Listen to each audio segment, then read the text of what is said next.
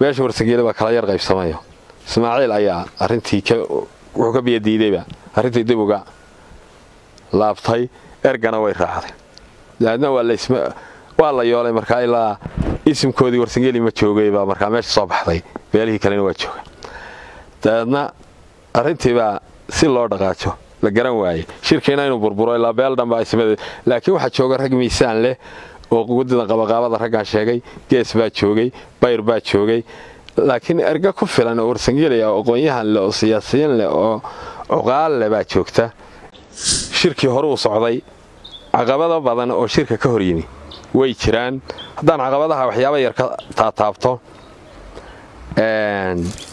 matalan waxa isugu yimi salaadiintii Soomaaliland ugu miisaanka cuslayd oo beelahan ay ku kala abtirsanayeen ayaa halka isugu yimi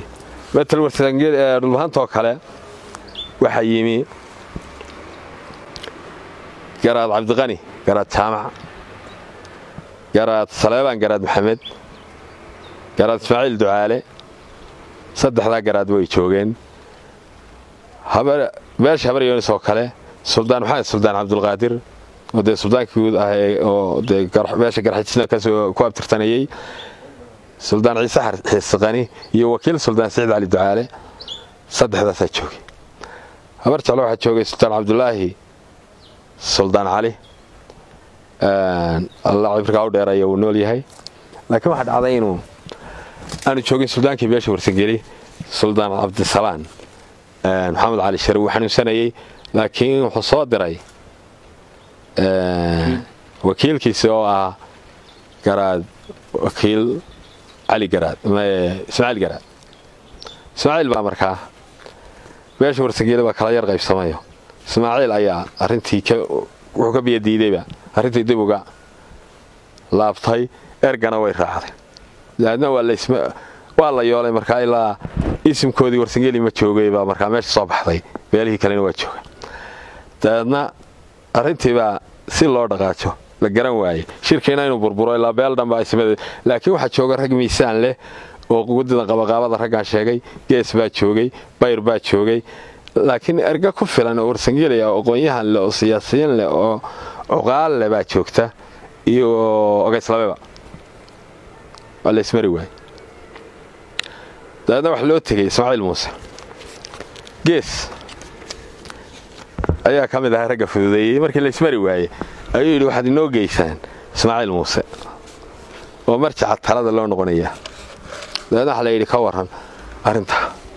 halkaas ay wax marayaan maxaa la yeelaa markaasuu wuxuu yiri erga nabadeed waa la aqbalaa xataa haday nin tahay erga colaad si noqda laguma go'aan qaato marka ergada nabadda doonaysa ee warsangeeli xataa haday nin tahay waa in la xajoodo sidii baa shirku ku furmay midana ku gaaray caqabadaha ka horibay kamid ahayd waxa kale oo jiray mar ayadana waxay soo taagay oo wax diiday beesha dhulbaante waxay la horta habaryoonis aan xisaabtano oo aan ka xisaabtano waxyaabo xoqanayay markaayo colaadii raad ka dhashay oo dhac iyo dhimashooyina aan ka wada hadalno daadna arintii baa qolada warsangeela loo diray oo u tageen adigu way socon weeyday adigu aakhirkii wax loo yeeray anagu dhulbaante ma aan dagaalamay buu yiri laakiin waxaan dagaalamay dawladda Siyaad Barre askar taageersanayd marka wixii ay dawladda Siyaad Barre iyo askartii taageersanayd khasaare geysatay anagu idin ma haysan miya damaanad qaadaysa waxaan filayaa idin noo haysan wixii sanad geysatay laakiin dhulbaante anagu ma aan dirin Cabdi Xuseen Mataan Allah uu naxariisto gudoomiyaha gudida Naalay Axmed ayaa yiri may ma damaanad qaadayno oo arintii fahmay wuxuu u arkay hadalka ku soo sidii baa goorta caqabadaan laga gudbay hadalka wuxuu ku soo afjaray